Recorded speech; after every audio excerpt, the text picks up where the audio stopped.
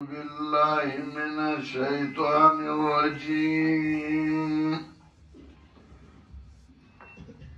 بسم الله الرحمن الرحيم. يا أيها الرسول بلغ ما أنزل إليك من ربك وإن لم تفعل فما بلغت رسالته والله يعصمك من الناس إن الله لا يهدي القوم الكافرين.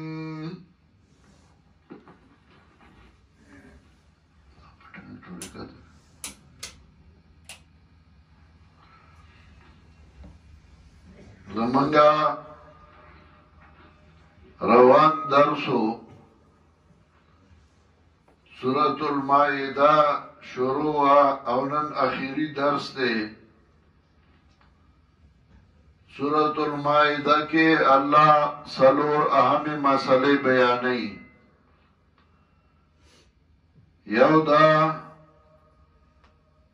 چه اللہ کم شے حرام گرزول دے نو آغی تا حرام اوائی اغا حلالوی جان لما. دویم دا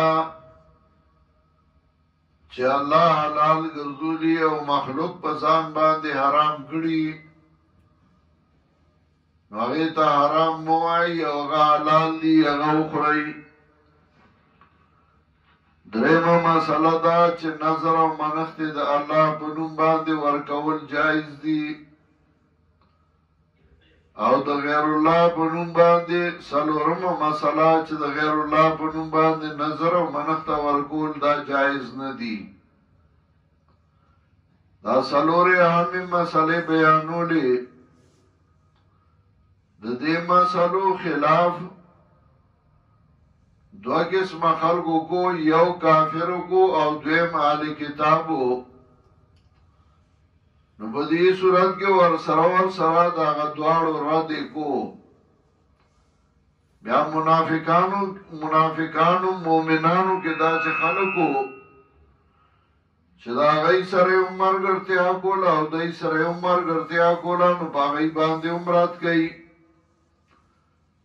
نو مخی دا اہل کتاب ذکر اگر دا غی خبائش سے ذکر کرل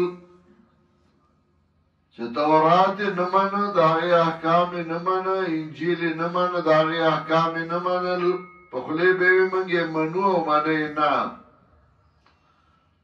نو اللہ وی ولو انہو مقام التورات والانجیل وما انزل الیہم من ربهم لاکلو من فوقهم ومن تحت ارجلهم. کہ چرد دا ایمان لوے دا تورات احکام دا انجیل احکام قرآن کریم نو ما بدور مانو دولت ورکڑے و رزق بمی ورکڑے و دا بران بے خوڑ کتن بخوڑ. و دیکی دو قسم خلق دی. بعض داس دی چه اغا درمیان دی او بعضی چی دی نو اغا بدمن دی و کثیر منهم ساء ما یعملون. چکل دنیا کے اڑے دڑے دے سوک دا کتاب پر نم باند بیمان دی او سوک بھی کتاب بیمان دی نستا کار بسی استا ذمہ داری بسی.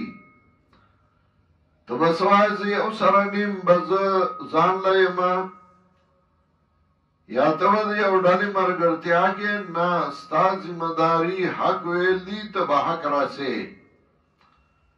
نو ترغیب ورگئی جناب رسول اللہ صلی اللہ علیہ وسلم تا تبلیغ چه دما صلاح رسو خلقو تخبل بیان گواز تا ذمہ داری دغا دا او کتا دا اخبل ذمہ داری ادا نکڑا نو تا دا رسالت احکام ادا نکڑا فما بلغت رسالتا. من لو نمن لگا پستا کار ندے استا اخبل ذمہ داری دے اوغا ادا کا. یا ایوہ الرسول بلغ ما انزل الیک من ربک و پیغمبرا و رسوانا چرالی گلشوی تا دا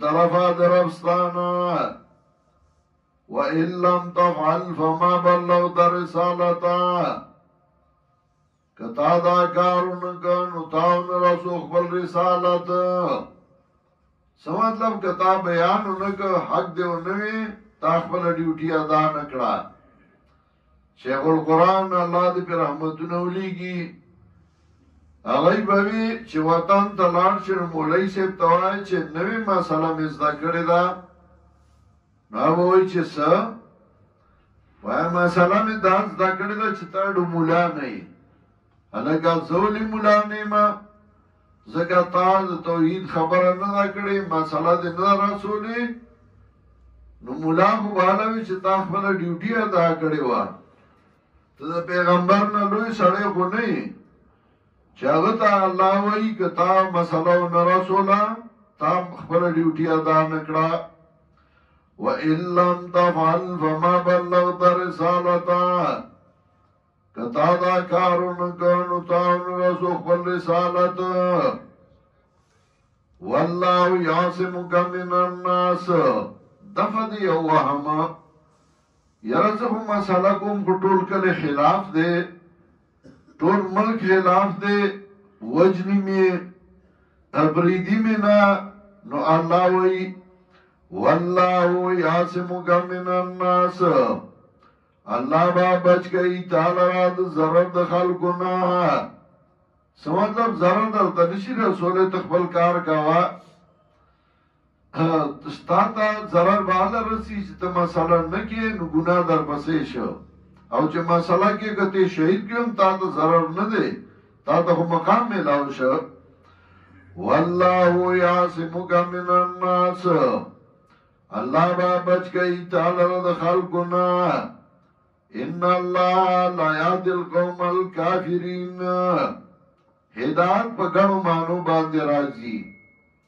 هدایت په معنا د لار خودلو هدایت په معنا ثبات او د کلکوالی نو دلته دا معنا نه چې الله لار نه خی کوم کافرانو تلاره خو خیل انبیاء را لګلیو کتابونه را لګلیو هدایت په معنا د توفیق نو معنا دا ان الله لا یهدی القوم الکافرین یقینا الله توفیق نور گئی قوم کافرانو تا قل یا اهل الكتاب او چې کله دای خلاف کوي تخبل ډیوټي ادا کې نو بیا ډیوټای کې بداسه نه چې شپ شپ باکې ته هم خسړې زم خسړې ما تا پسې مسکیږي ما پسې هم کیږي نه بیا به ته صفا وای قل یا اهل الكتاب لستم على شيء وردوا و کتاب والاو نئی تاسو پر اس دین باندے حتی تقیم التورات والانجیلا تراغی پورے چی جاری گئی تاسو احکام دا تورات احکام دا انجیلا وما انزل الیکم من ربکم او آغا چرا لگل شویدی تاسو تاسو طرف دربستاسو نا ځکه احکام د قرآن د تورات د انجیل اصل احکام هغه یو قل یا اهل الكتاب تعالوا الى کلمة سواء بیننا وبینکم الا نعبد الا الله ولا نشرک به شیئا احکام هغه اصل احکام هغه یو وحدت ادیان که په دغه معنی چې اصل احکام چې کوم یو دي هغه ځان له ټیک ده او که په دې معنی چې ټول دینونه ختم کړو نوې دین جوړ کړو دا بیا کفر دی قل یا اهل الكتاب لستم على شيء ويا وكتاب والاو نه تاسو په دین باندې حتا تقیموا التوراۃ تراغی پورے چھ تاسو جاری کئی احکام دا تورات والانجیل و احکام دا انجیل وما انزل الیکم من ربکم او احکام دا کتاب چرا لگل شوید تاسو تا طرف ستاسو نا ولا یزیدن کثیرا منهم ما انزل الیک من ربک طغیانا و کفرا بیا دفع دوام کئی یره زه خو قرآن وایم خو مرګري نه ډېرېږي، مرګري را نه لاړل ټوله او مرګري را سره نه پاتې کېږي. دا ستا مرګري نه وه، خو د دی پته نه لګېده چې تا قرآن نه وې. کله چې ته د قرآن درس شروع کړې نو تا ته به بیا پته ولګي چې دا مرګری و که مرګری نه و، بیا به ښکاره شي. قرآن یې ښکاره کوي. څنګه ډیران باندې ګلونه شوي شنه واښه یي پته نه لګي، خو کله چې هغې کې تذکره بیلچي وې نو د هغې نه بویونه او ډډوزې راوخیږي. تا ته به ښه سړی ښکاري، ږیره به یې منګس کړي ازبرګ به یي، خو چې کله ته قرآن وایې نو دی به دې دشمن شي. وَلَيَزِيدَنَّ كَثِيرًا مِنْهُمْ مَا أُنزِلَ إِلَيْكَ مِنْ رَبِّكَ خامخا ښکاره کوي به په ډېرو کې د دی نه هغه چې رالېږلی شوی تا ته د طرفه د رب ستا نه. څه به ښکاره کوي؟ طغیانا و کفره، سرکشی او کفر لره. زیادت معنی دا نه چې ګینې قرآن به کفر ګمراهي زیاتی، قرآن خو زیاتی نه ګمراهي، کمی ختمی.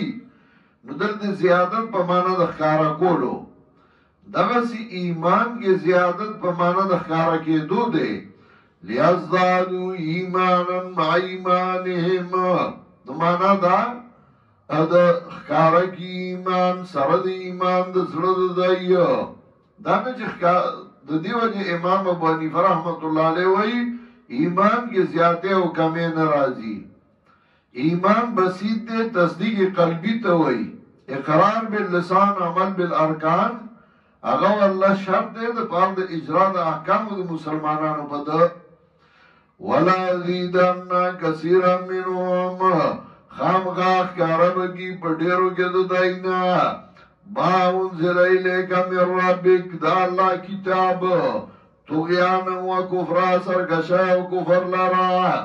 څه مطلب چې کله ته قرآن ووایې د ډډوزې به راوچتې شي، دی به د قرآن دشمني، بیا به کله یو بانه کوي کله بله بانه کوي.